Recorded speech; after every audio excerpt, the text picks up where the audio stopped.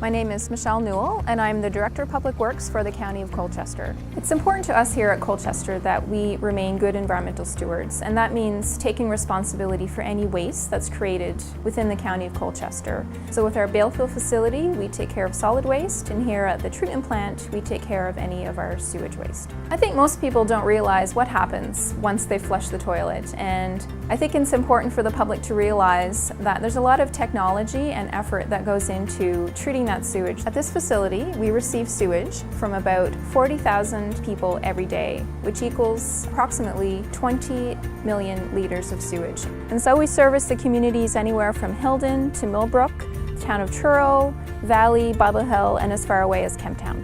And at this facility, we treat the sewage to a level that's acceptable to discharge it into the Bay of Fundy. Right now we're standing in front of the screening building at our treatment facility, and when the sewage arrives on site here, this is the first stop. At this facility, we remove any rags or debris from the sewage before it enters our treatment facility. We have a bar screen that extends down into the flow and captures anything that's bigger than 1 centimeter in width. Items that are captured on the screen are items that really shouldn't be there in the first place, such as disinfecting wipes, baby wipes, dusting cloths, and personal hygiene products. There are really only 3 things that should be flushed down the drain. Number 1 is number 1, number 2 is number 2, and number 3 is toilet paper, and anything else really should be disposed of in regular garbage or compost. Screening of the sewage is important because anything that doesn't get captured here at our screen ends up at the treatment plant and then gets tangled into the equipment and creates maintenance issues for us. We're about to go into the dig-ritter room. In this room, we remove any sand, silt, and rocks, as well as fat. My name's Don Cameron. I'm the manager here at Colchester Wastewater Facility. Right now we're standing in front of the reactor tanks. This is where the bulk of the treatment takes place here at this plant. Basically, these tanks are full of bacteria which treat our wastewater. Each tank acts like a living, breathing organism. In these tanks, the waste coming in is actually the food. We pump air into the tanks and it makes dissolved oxygen in the water, which is the energy for the bacteria to consume the food that's coming in. When this process is done, tanks will go into a settle mode where the air is shut off. Then the bacteria will stick together and form a blanket and sink to the bottom. When this happens, we decant the clean water off the top.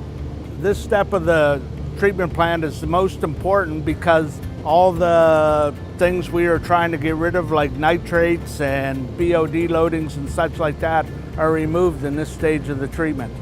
Right now we're standing in our biosolids dewatering facility, and what happens here is we take all of the waste sludge that's produced from our treatment process and we run it through 2 large centrifuges. And what these centrifuges do is they spin at a really fast rate and they separate the solids from the liquid.